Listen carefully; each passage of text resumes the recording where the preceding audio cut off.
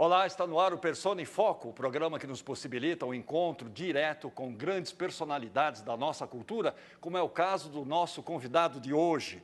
Para conversar com ele, contamos com duas presenças importantes que eu vou apresentar agora. Ele é um profissional que acompanha o desenvolvimento da televisão brasileira desde os seus primórdios. Foi diretor de TV, diretor de elenco, produtor, professor, é também ator e autor de 2 livros sobre teledramaturgia e artistas da televisão. É um prazer recebermos Mauro Gianfrancesco.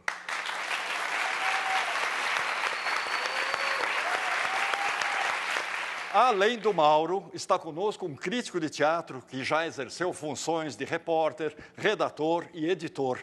É também professor de jornalismo cultural e autor de vários livros sobre o universo da cultura e do teatro. Seja bem-vindo, Jefferson Del Rios.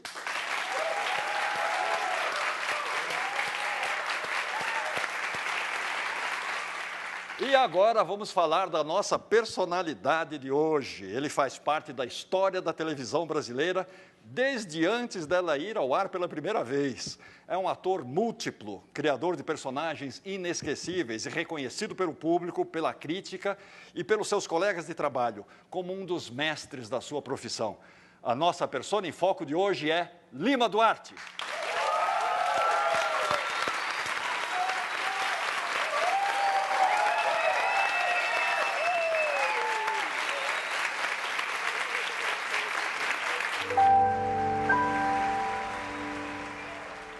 Na nossa plateia temos estudantes de teatro, temos aqui o pessoal do ETA, Estúdio de Treinamento Artístico, temos o pessoal do curso de teatro da Escola Morumbi Sul, convidados da nossa produção e pessoas que se inscreveram pelo site tvcultura.com.br/persona. Sejam todos bem-vindos.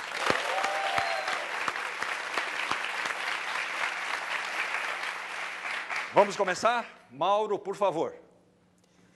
Lima, você é um homem do interior e essa sua origem se reflete no seu trabalho de ator.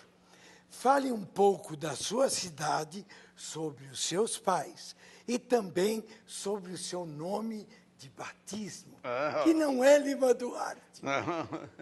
É Ariclenes Venâncio Martins. Ninguém é mineiro impunemente, né? É verdade. Eu sou de Minas Gerais, numa cidade chamada Nossa Senhora da Purificação, do Desemboque e do Sagrado Sacramento. Você escolhe um desses aí e diz, eu sou de Desemboque.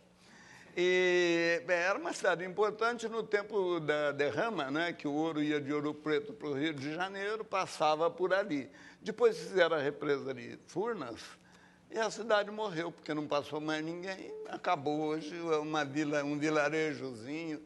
Mas eu sou Fernando Pessoa, eu sempre sou Fernando Pessoa. O Tejo é mais belo que o rio que corre pela minha aldeia. Mas o Tejo não é mais belo que o rio que corre pela minha aldeia, porque o Tejo não é o rio que corre pela minha aldeia. Sacramento não é...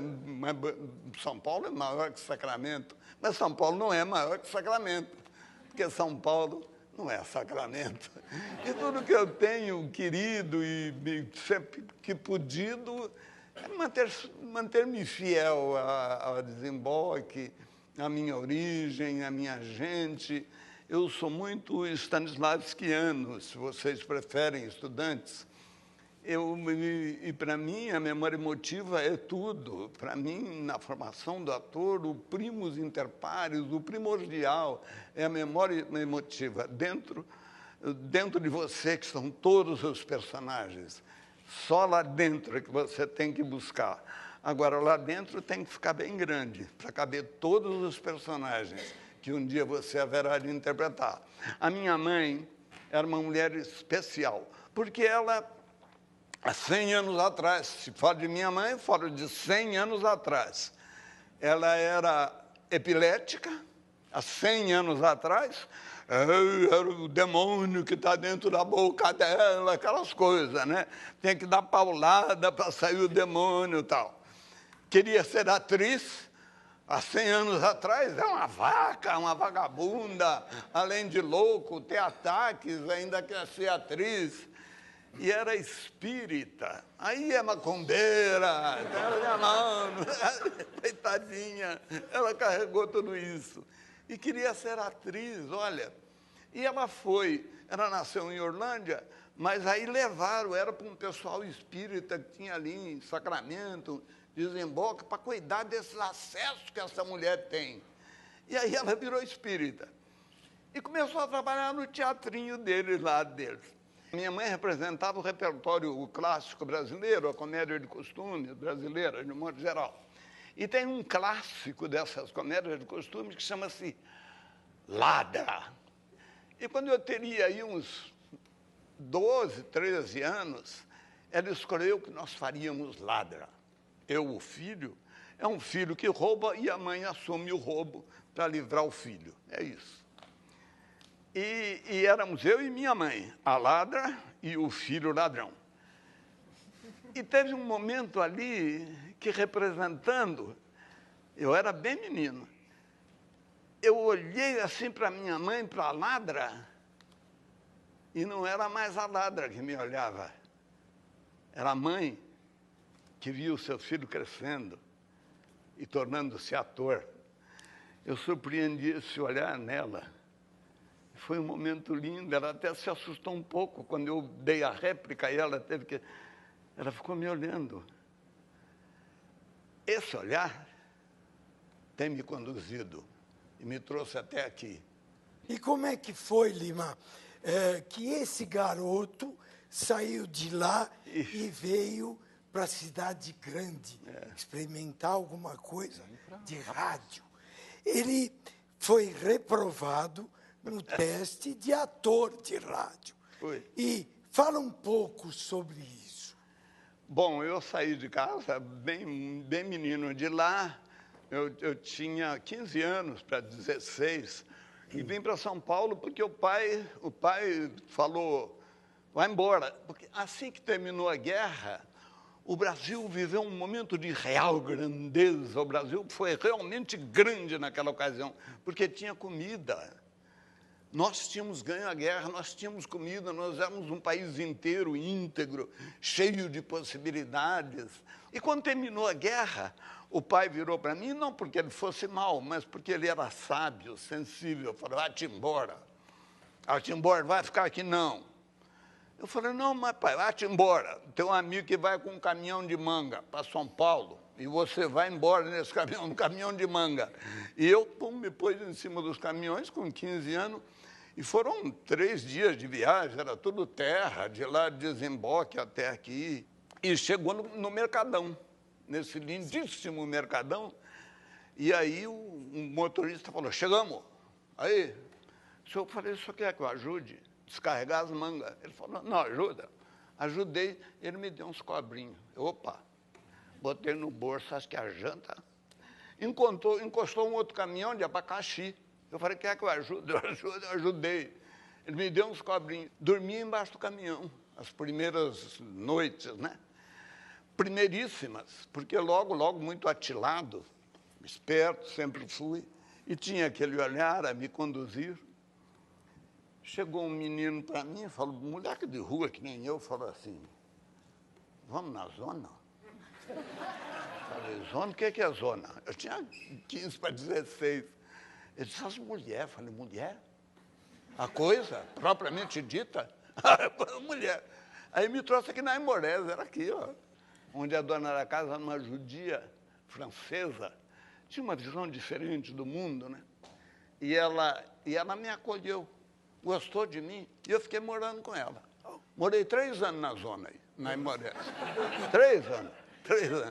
E ela tinha uma outra visão de mundo, ela falou, você é muito louco, muito delirante, você tem que fazer alguma coisa, o que você quer fazer? Eu falei, eu quero trabalhar no rádio. Que eu tinha esperança, não existia televisão, era rádio, eu tinha esperança que meu pai lá no Desemboque ia me ouvir. Então, ela me levou para fazer um teste na Rádio Tupi, no Alto do Sumaré, onde hoje é a MTV, né?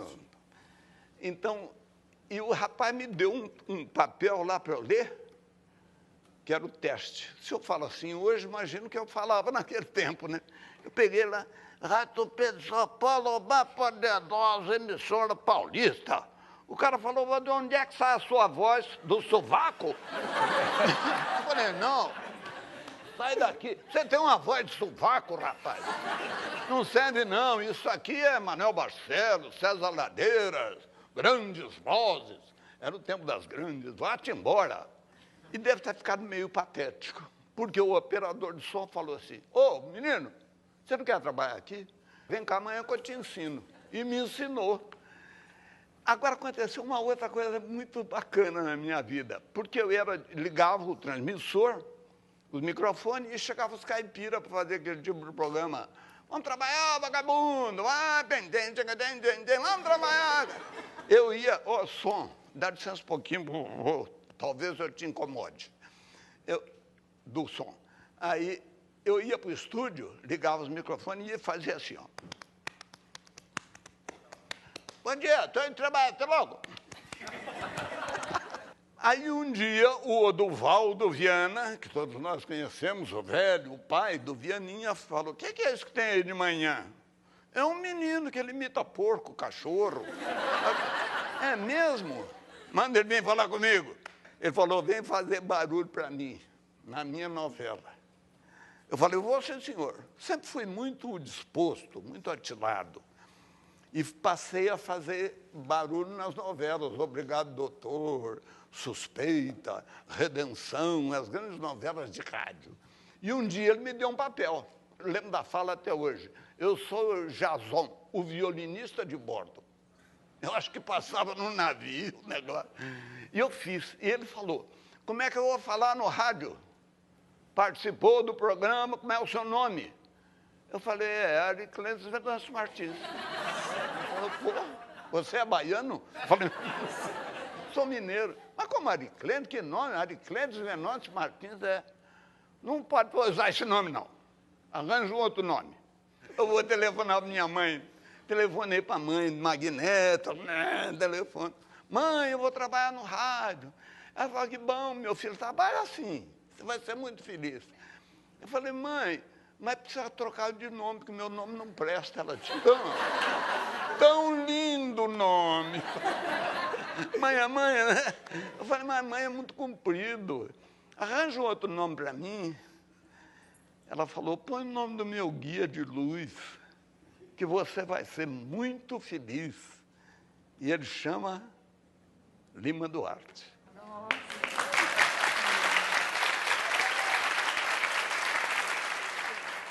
Lima, uma colega que participou desses seus primeiros trabalhos na época do rádio, depois também na televisão, ela gravou uma mensagem para você. Vamos ver quem é? Oi, Lima Duarte, meu amado. Que bom falar de você. Você é um dos maiores e melhores atores deste país. É você? Eu te conheço, eu acho que nós éramos, não adolescentes, mas éramos novos, 20 anos, há quase 60 anos. Lima, você é um ator que é um exemplo. Você, durante todo esse trajeto da tua vida, da tua carreira, você sempre procurou ficar melhor, se é possível. Você estuda, você viaja para trabalhar, você fez filmes fora, como Oliveira, um diretor excepcional português, que já foi embora, você teve essa sorte merecidamente. Enfim, você é uma pessoa que eu sei, porque te conheço há tanto, que você lê muito. Você estuda, você procura se atualizar. O último trabalho que nós fizemos foi Caminho das Índias. Então, é muito bom. Você será sempre o meu colega, o meu companheiro maravilhoso, que eu guardo no coração. Tenho o maior respeito pelo senhor ator Lima Duarte.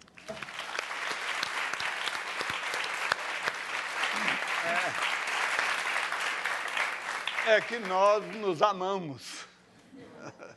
Lima, em 1951, vai ao ar a primeira novela da televisão brasileira, Sua Vida Me Pertence. Isso mesmo. Como foi essa aventura de fazer uma telenovela ao vivo, já que ninguém tinha conhecimento de nada em televisão? É, porque o Chateaubriand deixou a televisão aí, ele falou, não pode enfraquecer os quadros dos jornais, de você tirar jornalista, não.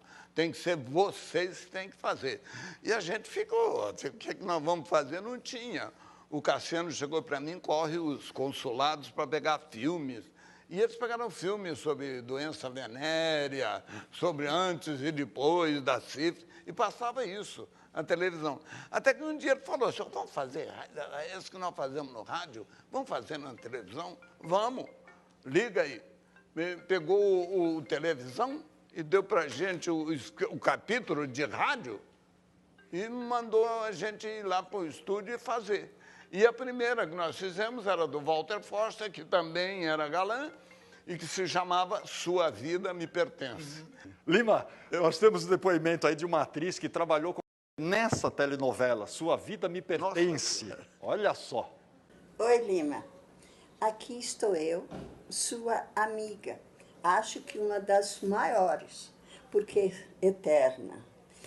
Eu estava chegando na Tupi, 1947, e você já estava lá como operador de som. Depois você ficou sonoplasta e o maior de todos, com os prêmios todos, e ator, na minha opinião, o maior de todos. Vi você em tanta coisa boa, vi você em tanto programa de rádio, de televisão, de cinema, que me deixa o coração pleno, porque eu admiro você, viu, garotão? Admiro você que veio devagarzinho e se impôs. Se impôs pelo esforço, pela inteligência, pela capacidade, sei lá mais o quê. Eu fico feliz de estar aqui elogiando você. Beijo. Obrigado, meu amor. Obrigado. Obrigado. E aí acontece o lendário teatro de vanguarda no começo. Depois passou a ser o TV de vanguarda. E você participou do primeiro deles, o julgamento de João Ninguém. De Ben Hest. Vocês encenaram depois vários outros teleteatros. 16 anos. Inclusive, muitos textos clássicos. Muito. Tem alguma história, além dessa, mais interessante para contar? 16 anos? Poxa, só tem história. E era tudo decorado. Eram 3 atos por semana. A gente não tinha adaptação, a gente tinha que decorar. Terminava domingo à noite, terminava, eu ia para casa, dormia, ao meio-dia estava na emissora para saber o que era na semana que vem e já tomava pervitin, né? Que o Júlio Gouveia me receitava tomar pervitin para decorar a noite inteira para ir no outro domingo fazer outro. E eu fiz vários. Eu fiz o primeiro Shakespeare, o Hamlet. Fiz todos. Eu fiz o Iago, eu fiz todos os Shakespeare, Falstaff, todos, né? E tem milhões de histórias, era como decorado. O Dionísio Azevedo, que nunca decorou nada, pregava o negócio aqui nas minhas costas. E ele ficava atrás de mim, interpretando e lendo ali. Não vira. Eu tinha que interpretar duro assim, porque não podia virar. E Lima, ainda nos anos de 1960, depois de atuar em inúmeras novelas, você dirigiu 2 novelas de estilos completamente diferentes, e ambas de enorme sucesso. O Direito de Nascer, em parceria com José Parisi, e Beto Rockefeller. Esta última, o Beto Rockefeller, trouxe uma mudança fundamental na linguagem das telenovelas brasileiras. Que mudança foi essa? Porque eu tinha feito o Direito de Nascer, condes, filhos, espúrios, A Natália Timberg fazia a Soror Helena da Caridade, uma freira que tinha tido um filho. Eu acho o direito de nascer uma coisa muito interessante. O Félix Cagney, que é o autor e é cubano, veio ao Brasil. Eu falei, enquanto eu fazia, eu quero conversar com ele. Eu falei, porque o direito de nascer para você tem o seguinte, é um grande senhor, o Dom Rafael de Roncal, um grande proprietário de terras, né, grande. Ele tem uma filha só. E um dia, ele supõe quem é que vai se casar com a minha filha, herdar as minhas terras, tal.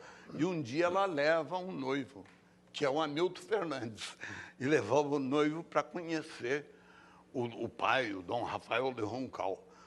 Quando ele vê, é o filho dele com a Soror Helena da Caridade. Então ele, e tem uma sororoca lá, no AVC, e fica sem falar, sem ver, sem olhar, sem nada. E o romance dos dois vai crescendo, recrudescendo. E os dois dizem... E ele via os dois quase se beijando, quase eram irmãos, quase se beijando. E ele... E ele dizia, olha como seu pai abençoa o nosso amor. E o Dom Rafael... Eu falei, mas que ideia o senhor teve para os comunicólogos? Isso é uma ideia maravilhosa.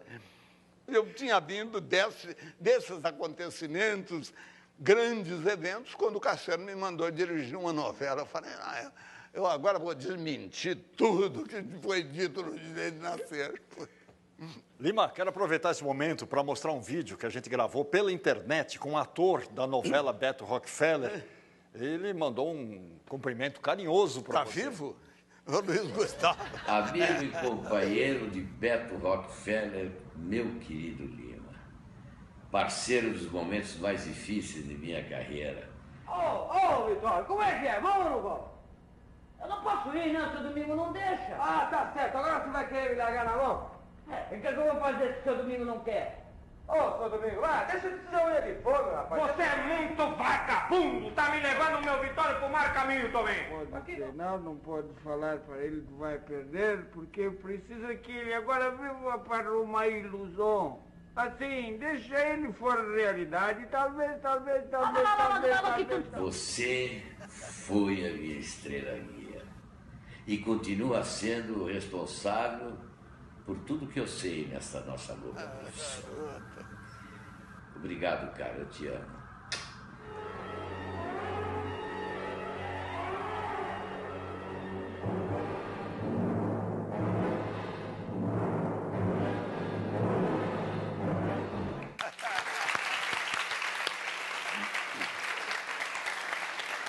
Eu peço licença a vocês agora, porque precisamos interromper um pouquinho essa conversa agradável para fazer um rápido intervalo. E o Persona em Foco volta já já.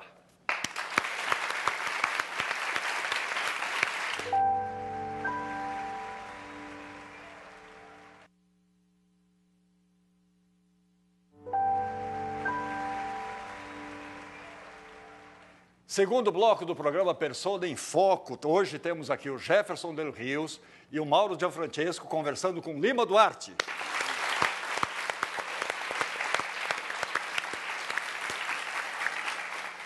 Lima, você que tem essa história absolutamente gloriosa na televisão, tem também uma grande história no teatro. Conta, você ficou 12 anos no Arena, bom, o Teatro de Arena realmente é um divisor de águas. Isso ajudou a formar o teatro contemporâneo brasileiro. Você ficou 12 anos lá. E eu acho que isso tem alguma coisa que valeria a pena você contar esses seus 12 anos lá. Eu relutei um pouco aí para o Arena, sabia? O Chico de Assis, eu quero confessar uma coisa aqui. Eu não existo. Eu sou Ariclenes Martins. Lima Duarte é uma invenção do Chico de Assis.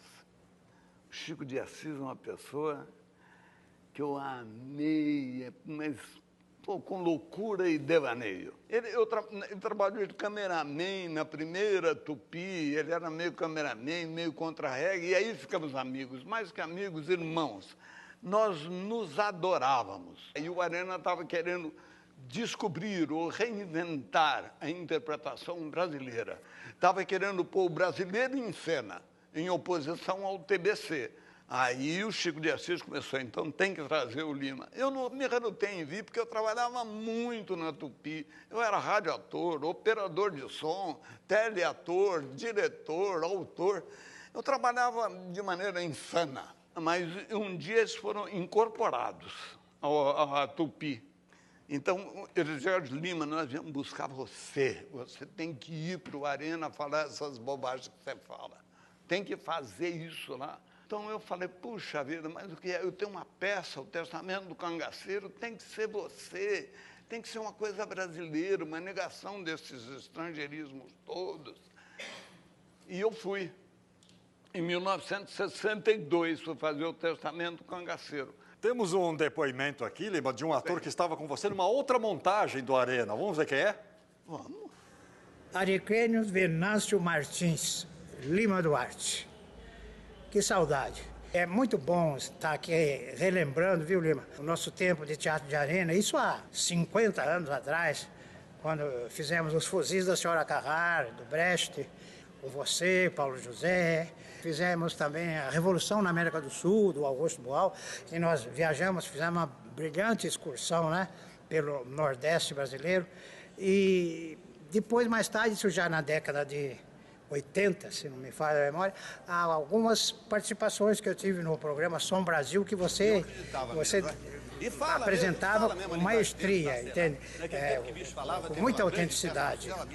E também dizer que gostaria de ter feito mais coisas com você, porque, Lima, você esse conjunto de participações minhas no programa foi para mim, sem dúvida, um aprendizado. Eu aprendi muito com você, porque você é a história da televisão, do rádio brasileiro, e você não é apenas, viu, Lima, um excelente ator. Você é um ponto de referência, sem dúvida. Aceite os meus cumprimentos, um grande abraço e até de repente, porque de repente a gente se encontra. Muito obrigado. Muito obrigado, Ari Torpedo. Ele foi do Arena também, fomos amigos. Né? Ari Cristone de Toledo, de Ourinhos. De Ourinhos. Lima, você fez desses espetáculos todos momentosos e de grande sucesso, o Arena contra Zumbi foi realmente um espetáculo especial pelo conteúdo político e pela qualidade artística toda. E a direção do Boal, aqueles colegas de elenco que você teve. Como é que foi para você, vindo assim, das facilidades que você já tinha na televisão, que você dominava o assunto, entrar no meio dessa tigrada? E participar da gestação do Arena contra Zumbi. A gente escrevia ali em cena, assim, ó, escreve aqui, fala isso, o Guarnieri, fala isso, e o Boal, fala isso. E foi muito, muito feliz, porque o Arena contra o Zumbi você fazia o Coringa, que o Boal criou. Coringa era muito interessante, porque sabe como é que a gente fazia? Nós não tínhamos um elenco para fazer essa epopeia que foi o Zumbi dos Palmares, milhares de negros, 500 milhões de escravos, milhares, mas conhecíamos a história de Palmares e queríamos contar aquela história. Eu fazia, por exemplo, o Domingos Jorge Velho. Pode ficar em pé aqui? Pode. O Domingos Jorge Velho. Então, era assim, por exemplo, quando eu fazia, era um cavaleiro, um militar. Então, falava, interpretava assim, de repente, fazia assim. Era um padre. Esse era o sistema Coringa. E o público percebia e seguia. Então, eu contracenava comigo mesmo, um militar, falando com o proprietário de Maria, os negros de Palmares. A gente fez assim, é uma estátua que tem na 7 de abril, chama-se o Semeador, era assim, semeando. Então, era assim, os negros eram assim. A gente falava assim, era o Zumbi, eram os negros, né? e falava assim, ou então depois falava assim, para onde vai essa negrada? Para onde Deus mandar, meu senhor? Então o público acompanhava, era lindo, era uma coisa tão vital, tão vigorosa. Lima, mais um depoimento agora de uma artista que também fazia parte do elenco do Arena Conta Zumbi. Se a mão livre do nego tocar na argila, o que é que vai nascer? Oi, Lima, sem vergonha. Como é que vai? Eu te conheci em São Paulo. Eu vim a São Paulo visitar minha irmã, que era jornalista na última hora. E numa ocasião, que seria em 1964, eu fui ao Teatro de Arena ver o Tartufo. E conheci um ator chamado Antero de Oliveira. Eu tinha mania de tocar violão e cantar. E Antero perguntou que se o Arena me convidasse para participar de um musical. E eu dou de cara com o senhor Lima Duarte, que eu já conhecia de nome, mas tive o prazer de começar um trabalho profissional com ele e Guarnieri. E impressionante é que eu não sabia da importância desse trabalho. É lógico que eu sabia que o Teatro de Arena era muito importante. Bendita é a terra que plantamos. Bendito é o fruto que se colhe. Ave Maria, bendito seja. Ave Maria, cheia de graça, olorum. Bendito é o trabalho nesse campo. Bendita a água que se bebe, a mulher de quem se gosta. Bendito o amor, nossos filhos. Ave Maria, cheia de graça. Olha, meu querido, eu quero te desejar muita saúde, muita felicidade e que a gente uma hora se encontra. Quem sabe a gente se encontra na barca de Niterói. Lima, Dunga Tará Sinherê. É um tempo de guerra, é um tempo sem sol. É um tempo de guerra, é um tempo sem sol. Dunga Tará Sinherê. Você está linda, Marília Medalha. Muito obrigado, querida. Muito como eu me lembro de você, aquelas noites de festivais, você, o Ponteio, com o Vinícius, com o Toquinho, com a imensa e morrendo saudade que eu tenho de mim mesmo, da minha juventude, do nosso tempo, do que fizemos e até do que deixamos de fazer. A gente sabe que você é um apaixonado pela literatura. Muito. Guimarães Rosa. Pesquisa e palavra. O que é isso para ator? Não, tudo, né? Tudo. A palavra é até uma arma de guerra, né? Está vilipendiada, esquecida, né? Agora é tudo pela metade. Mas o Guimarães Rosa escreveu o Sagarana, foi editado em 1946. Foi. O Grande Sertão em 56. Em 1947, 48, Dionísio Azevedo e eu fazíamos reuniões na minha casa para ler o Sagarana. Adorávamos aqueles contos. O primeiro Guimarães Rosa fomos nós que fizemos, que era o Orivês do Augusto Matraga, que eu fiz o Augusto Matraga, senhor Augusto Esteiro das Pindaíbas. E depois fizemos o Corpo Fechado, e o nosso sonho era fazer A Volta do Marido Pródigo. Mas, então, o Guimarães Rosa nós fazemos desde 1951, 52. O Matraga nós fizemos em 53, o primeiro Guimarães Rosa.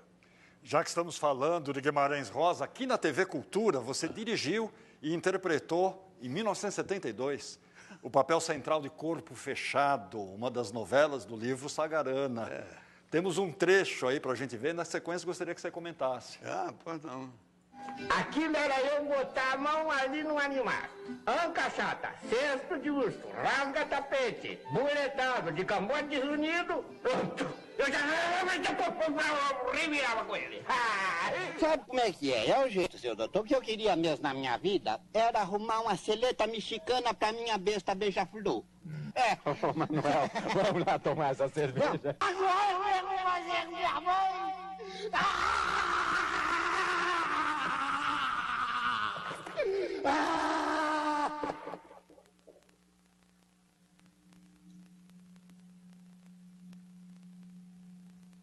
Conheceu, papudo? O que é o sangue de Peixoto?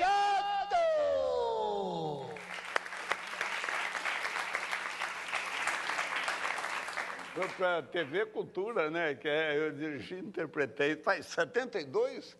Quantos anos? O Lima, você fez uns 40 filmes. Fiz. Um deles, eu lamento se não houver cópias em DVD, que é o Sargento Getúlio, que eu acho uma das obras-primas do cinema brasileiro. Eu queria que você falasse bastante dessa sua convivência com o cinema, que é extensa e importante. Bom, eu gosto muito do Sargento Getúlio. E ele diz, ele vai conduzindo um preso que é preso porque pensa, porque opta, porque se coloca ideologicamente. Ele não entendia. Ele dizia, você deve ter matado muita gente. Não matei ninguém. O seu rival político mandou me prender. Eu sou político. Ah, tem ginásio? Tem ginásio? Olha o que eu faço com quem tem ginásio. Pum! E começa a bater no conhecimento, na sabedoria, no que ele não alcança. A história desse homem é linda e eu fiz com muita paixão. Nós temos um vídeo aí com trechos desse filme e um depoimento muito especial para você. Oh, que bom.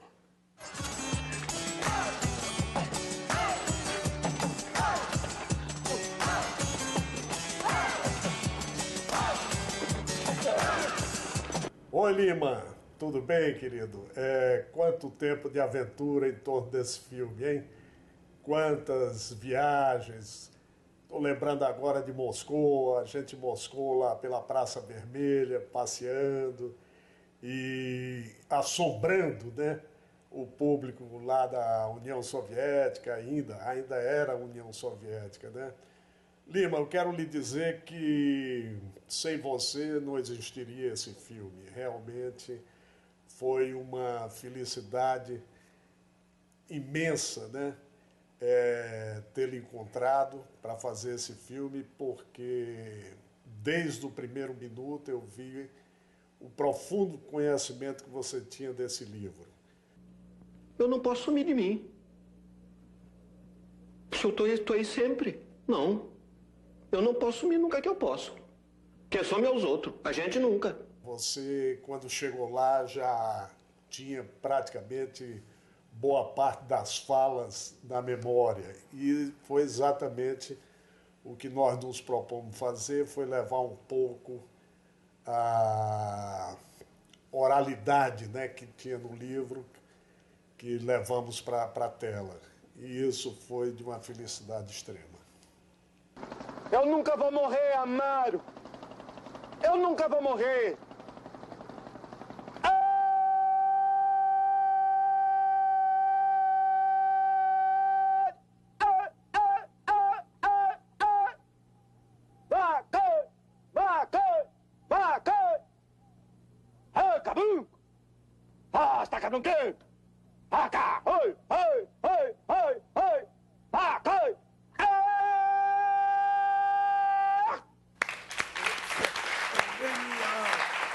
Lima, temos mais um intervalo e voltamos em seguida com o terceiro bloco do Persona em Foco de hoje.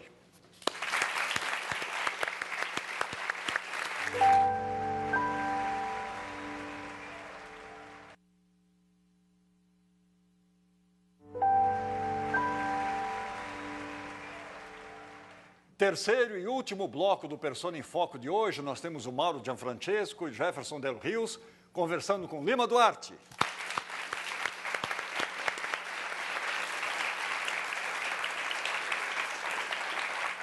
Lima, voltando à televisão, em 72, depois de um período, vamos chamar de heróico, pela Tupi, você vai para a Globo. E aí você faz um personagem que já ganha uma notoriedade enorme, o Zeca Diabo. Este também foi calcado no Guimarães Rosa. Bom, olha, tudo é calcado nele, né? Tudo. Tudo que eu sou é essa gente aí. insisto, sou do desemboque, e hei de trazê-los para a cena sempre, sempre. E tudo que eu faço, que eu penso nisso, é não envergonhá-los, é ser fiel a eles, a cabo reda. Portanto, Guimarães Rosa é a minha pátria. Só pode ser, né? Então, vamos aproveitar essas suas criações nascidas dessa visceralidade assim, rural. Você fez o Crime do Zé Bigorna. Crime, fiz. Que depois virou um especial, virou um filme. É. Há toda uma criação aí em cima disso. Eu gostaria que você falasse da onde você inventou essa figura tão fantástica. A novela é o Salvador da Pátria, né? O Sassá-Mutema. Adorei aquele personagem, que ele era boia fria, né? O ser social. Ele era um boia fria que ascendia, subia, até terminar um senador da República. Então, mas ele tinha um trajeto patético, dramático e lindo, que era o seguinte: ele tinha, como boia fria e como jardineiro, ele tocava nas flores e elas vicejavam. Isso é provável, ele segregava uma enzima que favorecia as flores. E ele tocava, enquanto boia fria, ele tocava naquelas flores, elas cresciam.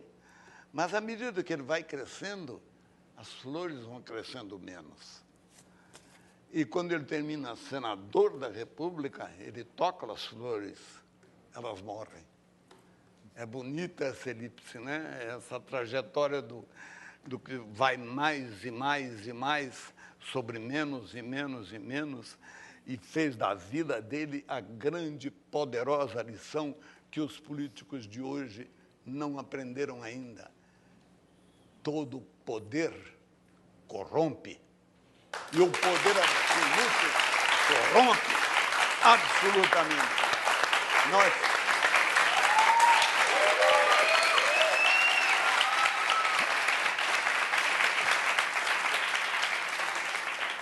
Lima, o Lauro César Muniz, autor do Crime do Zé Bigorna e do Salvador da Pátria, fez questão de deixar um depoimento para você.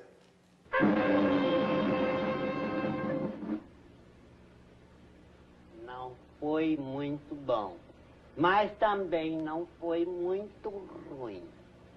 Foi meio para lá e meio para cá. Raimundo, aquela passagem... Você não me fez ela muito bem. Quem atrapalhou foi o Zarolho que atrapalhou. Eu atrapalhei. Atrapalhou sim. Ah, vai tomar banho. Ah, você não entende música, senhor? Você não entende, gente.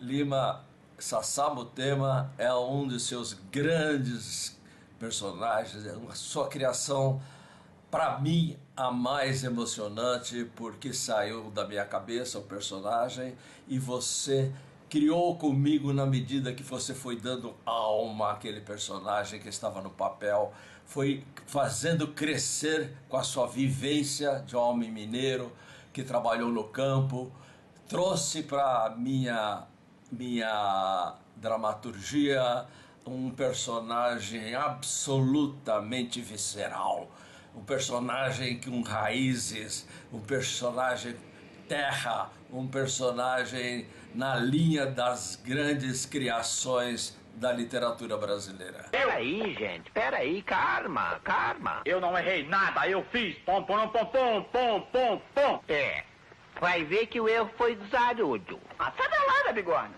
É, mas também pode ter sido o Raimundo. Com certeza, você vivenciou bastante personagens também do Guimarães Rosa e somando todo a sua alma de sertanejo, puxa, Lima, você é o grande ator, o grande símbolo da televisão brasileira. Oi, Sassá. Oi, dona Clotilde. Eu vim cá, o famoso seu Quinzós contar uma história pra mim. Ele contou aquela história, eu gostei tanto da história que ele contou, eu queria que ele me contasse outras mais. Eu gosto mais de história, viu? E as histórias que aparecem no cinema, que aparecem na televisão, e as histórias que estão nos livros também, eu gosto demais. Fala, Lima Duarte.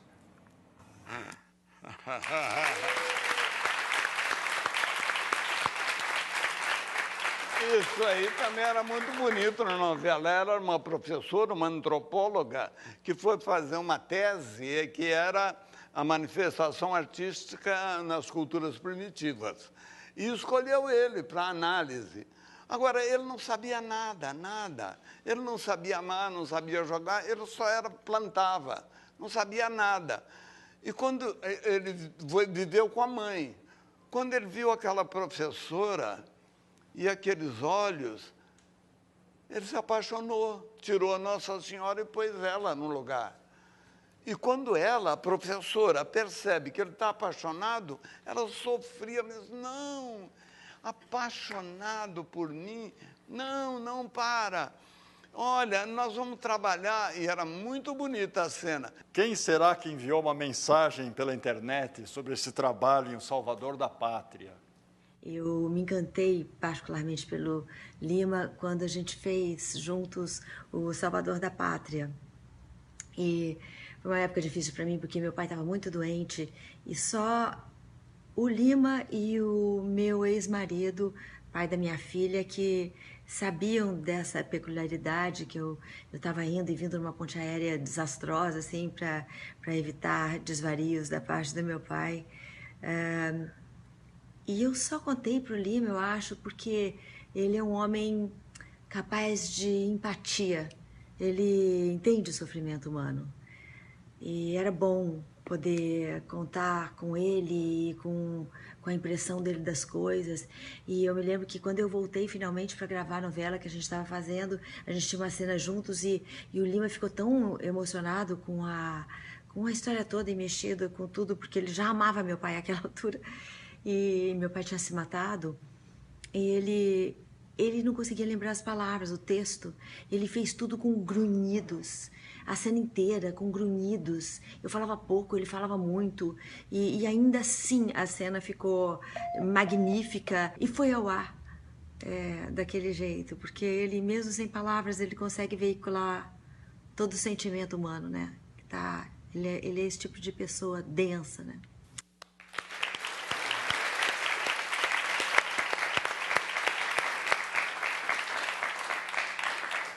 Eu te amo ainda, Mauro. Todavia.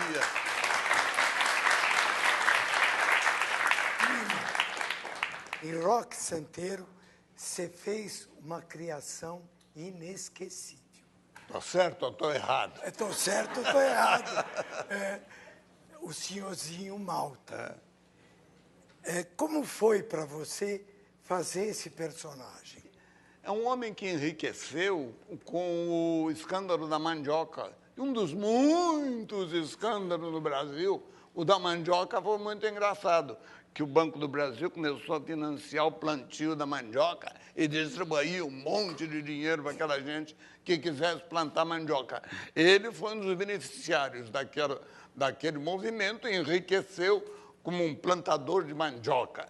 Então ele pôs as coisas que ele considerava de bom gosto. O que é que o senhorzinho Malta, qual é a referência que ele tem do bom gosto? São interpretações nos circenses, são filmes de Mazzaropi, assim.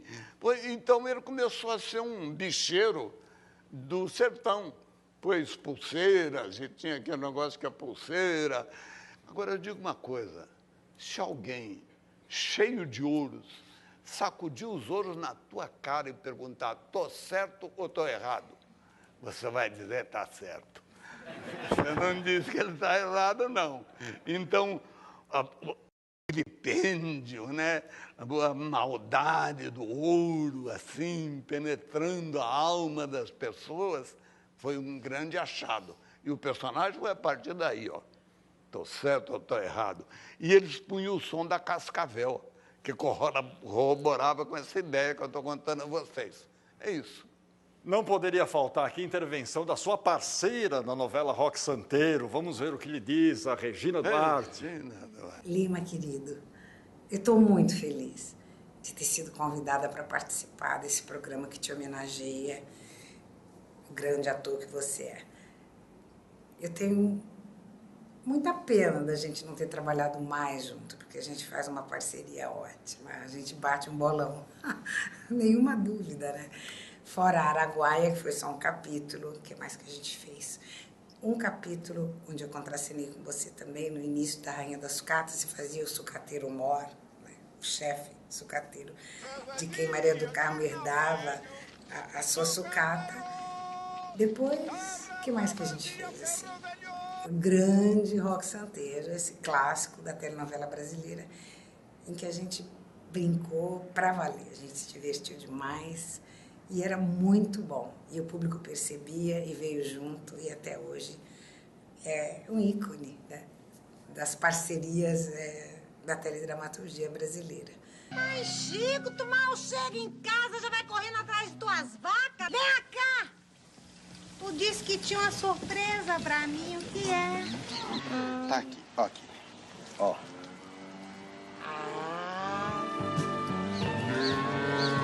Que foi, Santinha? Não gostou? Tu pensa o quê? Que é o som de tuas vacas pra usar tua marca no dedo? O que eu quero dizer é que eu tenho um orgulho imenso de ter tido a oportunidade de ter trabalhado com você e que eu continuo alimentando o sonho da gente voltar a fazer outras parcerias. Esqueci de falar um negócio importantíssimo. As pessoas acham que a gente é parente. Não é louco isso, por causa do Duarte, né? Sempre me perguntam, o que ele é seu? Vocês são irmãos? Ele é seu pai? Ele é seu... O que ele é seu? Seu tio? Eu falo, não, ele é um amigo, um colega, um grande parceiro de trabalho. Um beijo grande, querido. Você também eu amo, ainda. Eu amo todo mundo, você também. Lima, reservamos essa parte final do programa para as perguntas da plateia. O que será que eles gostariam de saber de você? Primeira pergunta lá. Boa noite, Lima. Olá. Na visão do senhor, qual a diferença entre produzir uma peça nos anos 80 e nos dias atuais? Olha, eu produzi, não tenho bem ideia, nos anos 80, a gente contava mais com a paixão, contava mais com uma comunhão público-plateia, contava mais com respeito, conhecimento, até a afetividade que os brasileiros tinham para com seus atores. Hoje, eu não sei, hoje é mais, não sei, computador, mais dinheiro, mais internet, mais mídias sociais, não é? Eu acho que é, por via de consequência, uma coisa menos paixão, menos verdade, mais negócio. Você acredita, assim, o que leva o público ao teatro hoje em dia?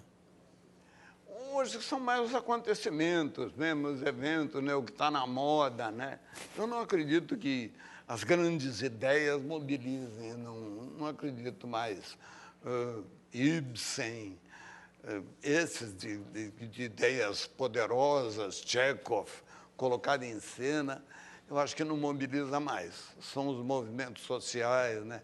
Eu não acredito que Tio Vânia, por exemplo, seja entendido completamente, porque, eu repito, o que existe é o homem e a sua circunstância. A circunstância hoje é diferente, é outra. Lima, você sabe, nós temos aqui vários estudantes de teatro, pessoas que querem seguir a carreira no teatro, no cinema, na televisão.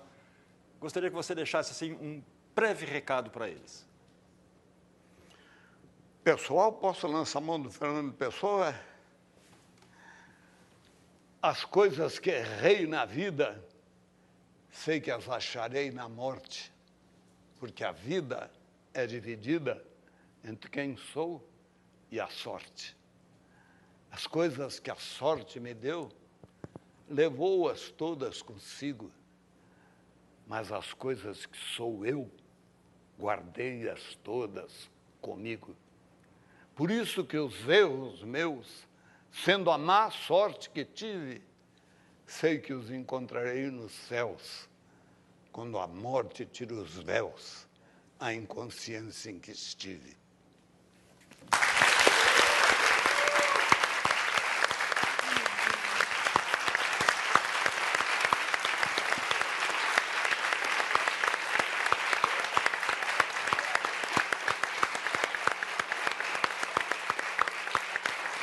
pai teve o primeiro rádio do Desemboque. E era casa muito pobre, a janela muito baixa, juntava o povo na janela para assistir o meu pai ouvindo rádio. Então, e o meu pai punha paletó para ouvir rádio. Punha paletó e lavava as mãos para manipular. E punha bem baixinho, porque ele sabe de uma coisa que vocês sabem hoje. Quem detém a informação detém o poder. Então ele punha bem baixinho, só ele ficava sabendo o que estava acontecendo no mundo. Ele, o meu avô e o general Montgomery. Só ele sabia, ele punha bem baixinho. E aquele teatro louco, que era aquele povo na janela, vendo aquele velho encostado no rádio. E eu me lembro que um dia ele falou, parece que vem a guerra, hein? Saiu todo mundo correndo.